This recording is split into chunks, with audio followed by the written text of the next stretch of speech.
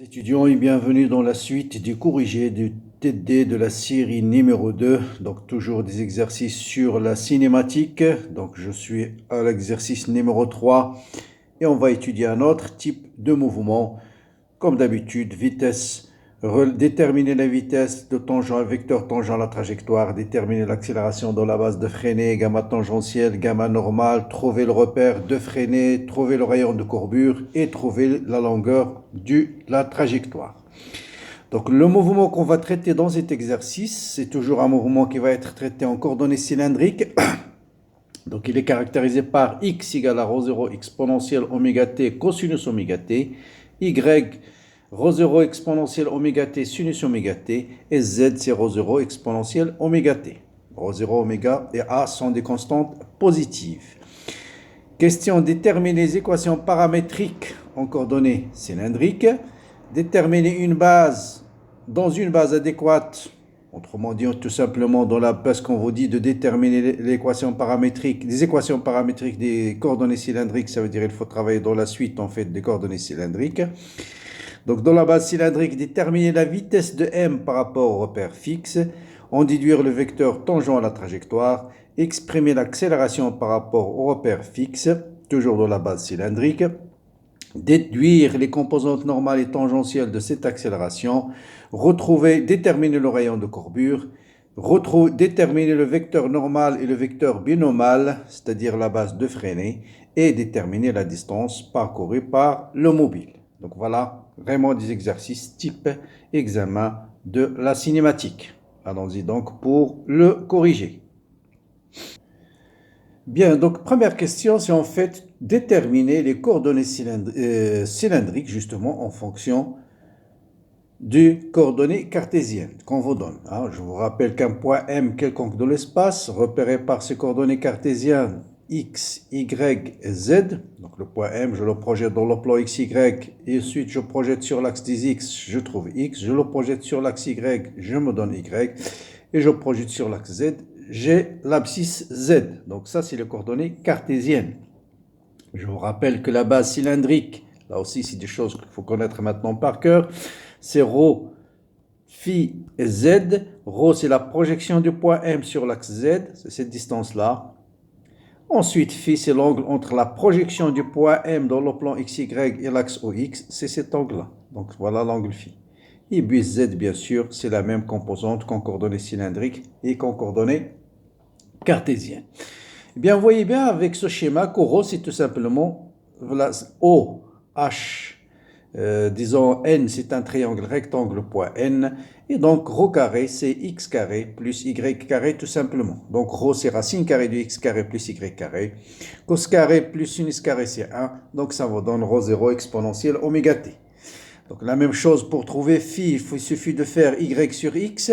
Donc y sur x, ça vous donne sinus oméga t, tangente oméga t. Donc tangente phi, donc ça c'est y, donc on va faire y sur x qui est égal à tangente oméga t. Donc vous voyez bien que, et ça c'est tangente phi. Donc ça c'est tangente phi. Donc cet angle phi, c'est y sur x. Donc tangente phi, donc phi est égal à oméga t. Donc l'angle phi, c'est tout simplement oméga t. Et puis z, bien sûr, elle reste la même qu'en coordonnées cartésiennes. Donc voilà pour la première question. Donc ça, c'est une question classique. Bien, deuxième question, on nous demande d'exprimer le vecteur vitesse. Donc là, je rappelle que le vecteur position en coordonnées cylindriques, c'est OH plus HM, c'est-à-dire ρ suivant ρ plus Z suivant K. Voilà le vecteur OM. Et bien sûr, la vitesse, c'est la dérivée de OM par rapport à T. Donc par définition, la vitesse, c'est la dérivée de vecteur OM sur D de T. Toujours précisé, je dérive dans quel repère? Donc je dérive dans le repère R. Maintenant, j'ai le droit d'exprimer la vitesse soit en coordonnées cylindriques, soit en coordonnées cartésiennes. Bien, si je l'exprime en coordonnées cylindriques, donc je dérive par rapport à T le vecteur OM en coordonnées cylindriques, on a dit c'est ρ suivant ρ plus Z suivant K. Donc ça vous donne directement, je dérive chaque vecteur, la dérivée de ρ sur D de T suivant ρ plus la dérivée de rho qui est plus, pardon, rho fois phi point qui est oméga en fait. Bon, je remplace tout de suite phi point par oméga, la dérivée de rho, c'est un vecteur qui lui est perpendiculaire, c'est E phi, plus z point, allez, on va écrire au lieu de z sur d de t, z point suivant k, et bien sûr, plus z, la dérivée de k, c'est 0. Or, vous savez que rho, rho c'est rho 0 exponentielle oméga t, on vient de les déterminer. Donc, sa dérivée par rapport au temps, c'est oméga fois rho. Donc, c'est oméga fois rho qui est rho 0 exponentielle oméga t suivant rho. En plus rho fois qui est rho 0 aussi exponentielle oméga t fois oméga suivant E phi. Et plus z point, la dérivée de z, c'est oméga a fois rho 0 exponentielle oméga t suivant k. Donc vous voyez que je peux mettre oméga rho 0 exponentielle oméga t en facteur. Il me reste rho plus E phi plus a fois k. Voilà le vecteur vitesse. Ah, ça c'est le vecteur vitesse. Bien entendu, vous pouvez travailler en coordonnées cartésiennes. Hein? C'est-à-dire, vous notez V est égal à X fois I, plus Y fois J, plus Z fois K. Et vous remplacez X par sa valeur. Donc, X c'était rho 0 exponentielle oméga t suivant I, plus cosinus oméga t, bien sûr, il ne faut pas oublier, cosinus oméga t suivant I, plus la même chose, rho 0 exponentielle oméga t sinus oméga t suivant J, et plus Z, c'est A rho 0 exponentielle oméga t suivant K. Et puis, bien sûr, je peux calculer la vitesse par la dérivée directe dans le repère R. Et là, la dérivée de I, c'est 0, la dérivée de J, c'est 0, la dérivée de K, c'est 0. Il vous reste juste la dérivée de ce terme, dérivée de ce terme, dérivée de ce terme, la dérivée de ce terme et la dérivée de ce terme. Et je vous laisse le soin de faire le calcul et vous allez trouver, bien sûr, vous allez trouver, bon, allez, on va le faire. Bon, la dérivée, donc je vais mettre tout de suite rho 0 exponentielle oméga t en facteur. Et oméga aussi, parce que chaque fois, vous allez avoir ce terme oméga. Donc, si je dérive ce terme, il va me rester cosinus oméga t suivant i, cosinus oméga t suivant i. Si je dérive ce terme, qu'est-ce qu'il va me rester? La dérivée de cosinus, bien sûr, c'est oméga. Là, on va avoir deux termes, la dérivée de celui-là. Ensuite, exponentielle oméga t, la dérivée de cosinus. Et la dérivée de cosinus, c'est quoi? Donc, toujours suivant i, c'est moins sinus. Moins sinus oméga t, tout ça suivant i. Ensuite, plus la dérivée suivant j, il y a la dérivée toujours de exponentielle qui va me laisser sinus oméga t. Et puis la dérivée de sinus, c'est cosinus, plus cosinus oméga t suivant j. Et puis la dérivée de ce terme, puisque j'ai déjà mais et le manque, il va rester juste a suivant k. Et là, vous retrouvez facilement rho 0 exponentielle oméga t fois oméga, facteur 2. Vous avez cosinus oméga t suivant i plus sinus oméga t suivant j n'est autre que rho. Et vous avez moins sinus oméga t suivant i plus cosinus oméga t suivant j n'est autre que suivant, c'est E phi. Plus a suivant k. Et je retrouve le même résultat. Donc vous voyez, bon, vous voyez un peu l'avantage du travail en coordonnées cylindriques. Ces calculs sont en général plus faciles que la base cartésienne. Donc voilà, donc dans la suite, on va rester toujours dans la base cylindrique. Deuxième question suivante, exprimer le vecteur tau, le vecteur tangent à la trajectoire. Maintenant, vous avez l'habitude, sur le troisième exercice, on applique le même résultat. Dès que vous avez l'expression du vecteur vitesse, bien sûr, vous avez tau tout de suite. C'est un vecteur qui est tangent à V et un vecteur unitaire qui est tangent à V, c'est V sur module de V. On a, bien sûr, le module de la vitesse, c'est égal à quoi? C'est égal à rho oméga 0 exponentielle oméga t. Donc, rho oméga 0 exponentielle oméga t racine carrée de 1 plus 1. Donc, racine carrée de 2 plus a carré. Plus, donc, plus a carré, bien sûr. Donc, vous avez directement tau. Ça sera le vecteur vitesse, je vais diviser ce vecteur par son module. Donc, ce terme va se simplifier. Il va rester uniquement 1 sur racine carrée de a carré plus 2, facteur de rho plus E phi plus a fois k. Donc ça, c'est le vecteur tangent à la trajectoire. Bien. Question suivante, c'est la question numéro 3, je pense, tiré 3, c'est vecteur accélération. Donc, vecteur gamma. Voilà aussi, pas de miracle, le vecteur accélération, c'est tout simplement la dérivée du vecteur vitesse. Donc, vecteur accélération, on va le calculer. Bon, il y a un peu de calcul. Donc, gamma, c'est d sur d de t de vecteur vitesse, c'est-à-dire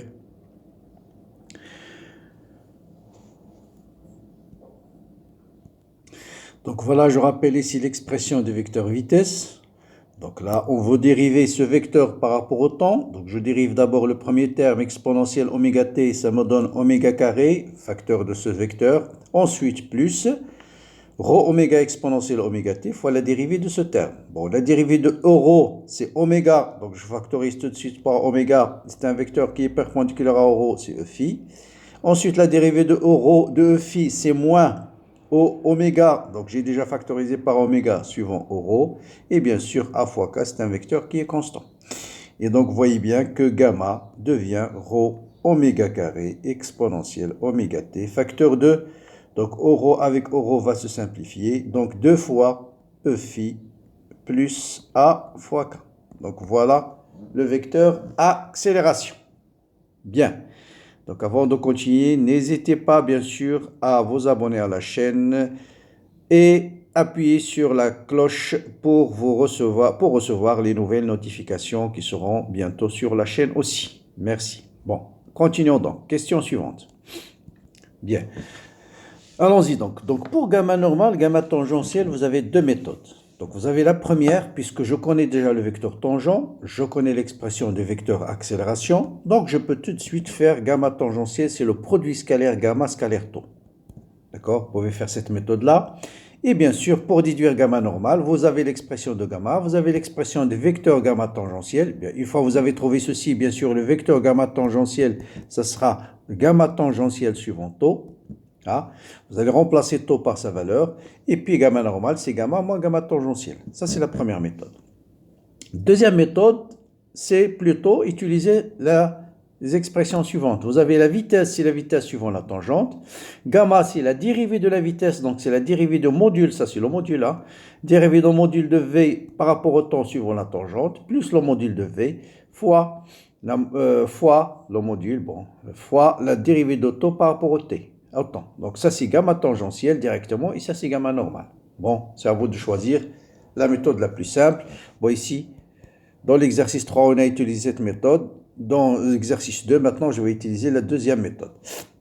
Donc le vecteur c'est gamma qu'on cherche, pas le vecteur. Donc le vecteur, hein, ça c'est le vecteur gamma tangentiel directement, c'est la dérivée du module de la vitesse par rapport au temps suivant le vecteur t. Ah, or, le module de la vitesse, on l'a ici, hein, je l'ai rappelé ici, voilà le module de la vitesse. Vous dérivez ça par rapport au temps, ça vous donne quoi? Le seul terme qui dépend du temps, c'est exponentiel oméga t, donc ça sera rho oméga carré exponentiel oméga t, racine carrée de a carré plus 2, directement, fois ce terme fois tau, donc ce terme va se simplifier, il va rester rho plus e phi plus a fois k. Donc voilà l'accélération tangentielle, donc rho oméga carré exponentiel oméga t fois rho. Et bien sûr, gamma normal, on va le déduire à partir de cette expression-là. C'est le module de V fois d de tau sur d de t cette fois-ci. Donc là, on va bien sûr, gamma normal, vecteur gamma normal, cette fois-ci, vecteur gamma normal, c'est le module de V qui est rho oméga exponentiel oméga t, rho oméga exponentiel oméga t racine carrée de 2 plus a carré, la dérivée par rapport au temps du vecteur tau cette fois-ci. Et le vecteur tau, c'est 1 sur racine carrée de a carré plus 2, facteur de quoi? Facteur de rho plus e phi plus a fois k. Rho plus e phi plus a fois k. Bon, donc ça c'est égal. Donc ce terme va se simplifier avec celui-là. Et donc ça sera rho oméga carré exponentiel oméga t. Bon, j'ai sorti oméga parce que la dérivée de rho, c'est oméga fois E phi, donc E phi, et la dérivée de E phi, c'est moins rho. Et bien sûr, la dérivée de A fois K égale à 0. Et donc, voilà la dérivée de gamma normale. Très simple cette fois-ci. Cette méthode elle est plus simple que de chercher d'abord gamma tangentielle et ensuite de faire la différence. Et donc gamma total, le vecteur gamma total, c'est la somme des deux. Donc gamma total, c'est le vecteur gamma normal plus gamma tangentielle. Et donc est égal à ρ0 oméga carré exponentielle oméga t en facteur. Donc vous voyez, ce terme il est le même dans les deux cas. Donc vous avez deux fois euro avec euro va se simplifier, il va rester 2 fois E phi plus A fois K. Voilà mon vecteur vitesse, accélération. Donc ça c'est gamma total. Bon, je relève le T, je vais dire juste gamma pour ne pas confondre avec gamma tangentielle. Voilà pour la question gamma totale. Donc question suivante, c'est de déterminer le vecteur normal. Le vecteur normal justement. Donc expression, on a déjà déterminé l'expression du vecteur tangent n, maintenant l'expression n, le vecteur normal à la tangente. Je vous rappelle que ce que c'est que la base de Freinet, vous avez une trajectoire quelconque, on a un point quelconque, supposons que la trajectoire se fait dans ce sens-là, voilà la vitesse, donc c'est ça taux. N, c'est le vecteur qui regarde vers l'intersection de la cavité, l'intérieur de la cavité, et bien sûr le vecteur binomial, lui, il est perpendiculaire. Donc, le vecteur n, tout simplement, n, puisqu'on a déjà l'expression de gamma n, c'est gamma normal divisé par son module. C'est un vecteur collinéaire à gamma normal.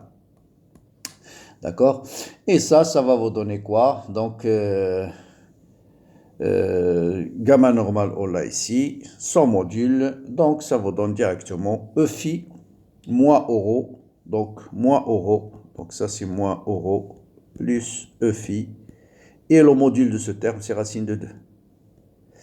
Voilà, donc le module, ce terme va se simplifier. Le module de gamma, en fait, gamma normal, c'est ce terme fois racine de 2, d'accord? Donc, et gamma, ce terme fois E phi, donc voilà le vecteur normal. Ensuite, on nous dit de déterminer le rayon de courbure. Donc, le rayon de courbure, là aussi, j'ai donné deux méthodes souvent, rayon de courbure, mais si vous connaissez l'expression de gamma normale et de module de la vitesse, c'est la méthode la plus simple. Le rayon de courbure est donné par ρ de c, c'est module de v au carré sur... c'est gamma normal, le module de gamma normal est égal à module de v au carré sur le rayon de courbure. Donc le rayon de courbure, ce module, on a l'expression de la module de la vitesse, on a l'expression de module de gamma normal. Je vous laisse le soin de remplacer et vous allez trouver 2 plus a carré sur racine de 2 ρ0 exponentielle oméga t. Donc ça c'est pour le rayon de courbure. Bien, qu'est-ce qu'il nous reste comme question? D'y déterminer, de compléter la base de Freinet. Tout à l'heure, j'ai dit, vous avez une trajectoire, vous avez qui se fait dans ce sens par exemple, on a un point quelconque, vous avez le vecteur tangent à la trajectoire, vous avez le vecteur normal, et bien sûr, le vecteur binomial, c'est le vecteur qui complète la base, c'est-à-dire vous avez la base taux n fois b, et b, c'est une base directe. Ça veut dire B est égal à taux vectoriel n. Autrement dit, ce vecteur qu'on cherche, c'est taux vectoriel n. Bon, vous avez l'expression de taux, vous avez l'expression de n. Vous savez que ρ, E phi, Z, c'est une base ρ, E phi et K, c'est une base orthonormée directe, c'est-à-dire E phi, ρ vectoriel E phi, c'est K. C'est-à-dire vous avez ρ, E phi, et K, ρ vectoriel E phi c'est K, K vectoriel E phi vectoriel K c'est ρ, et ainsi de suite. Donc, je vous laisse le soin là aussi, c'est pas calcul de compliqué. Vous allez trouver A suivant moins ρ, moins A suivant E phi, plus 2 fois K sur racine carrée de 4 plus 2 fois A carré. Bon, vous avez des expressions, il suffit de remplacer. Je passe à la question 6. On me dit de déterminer la longueur de la trajectoire. Bien. longueur de... Bon, on va lire direct tout de suite d'abord l'énoncé. Exactement. Donc, question 6. Déterminer la distance parcourue par le mobile quand phi, donc distance parcourue, quand quoi? Si phi varie entre quoi et quoi? Phi varie entre 0 et 2pi. Bien. On choisira comme origine des abscisses curvilignes. On vous dit que l'abscisse curviligne, lorsque M0 est égal à 0, c'est 0. Voilà. C'est-à-dire l'abscisse curviligne est égale à 0, égale à 0. Bon, on a déjà calculé l'abscisse curviligne dans les deux exercices précédents. C'est exactement la même méthode. Toujours, vous avez fait le module de la vitesse, c'est d de s sur d de t. Ça veut dire d de s, c'est l'intégrale du module de la vitesse fois d de t. Or, d de s, le module de la vitesse, on a dit, c'est l'intégrale rho 0, oméga, exponentielle. Bon, là, exponentielle oméga t, non, il dépend du temps, donc on va le laisser à l'intérieur. Donc, je vais sortir tout de suite 2 plus a, ça plus a. Qu'est-ce qu'il me reste? Il me reste l'intégrale de exponentielle oméga t fois d de t. Voilà, avec, bien sûr, je rappelle, phi, c'est oméga t. Hein? Donc, vous voyez bien là, on vous dit phi varie entre 0 et 2pi. Donc, je vais faire changement de variable ici. Je vais faire apparaître phi. Donc, au lieu de travailler avec le temps, donc t, bien sûr, c'est phi sur oméga. Donc, d de t, c'est d de phi sur oméga. Donc, je vais remplacer tout. Rho 0, oméga racine carrée de 2 plus a, l'intégrale, lorsque t varie, l'intégrale de... entre 0 et t final, c'est-à-dire phi varie entre 0 et 2pi, bien sûr. Donc, si t égale à 0, phi égale à 0. Si t égale à t final, phi égale à 2pi. Hein, on varie entre 0 et 2pi. Et qu'est-ce qui va me rester? Exponentielle phi. Et d de t, c'est quoi? C'est d de phi sur oméga. Donc, oméga va se simplifier. Voilà, et donc je trouve directement... Ah bon, ça c'est S, hein, ça c'est S, il n'y a plus de D de S, c'est S, c'est S. Et donc ça me donne rho 0, racine carrée de 2 plus A. Exponentielle phi, bien sûr, exponentielle phi c'est exponentielle oméga t. Exponentielle phi c'est exponentielle phi, hein, son intégrale c'est exponentielle phi. Et donc entre 0 et 2pi, ça va donner exponentielle de pi moins 1. Voilà la longueur de la trajectoire.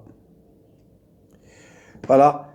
Longueur de la trajectoire, je pense que c'est la dernière question. Voilà, donc j'espère que cet exercice aussi va vous aider. C'est vraiment des exercices de base, de cinématique.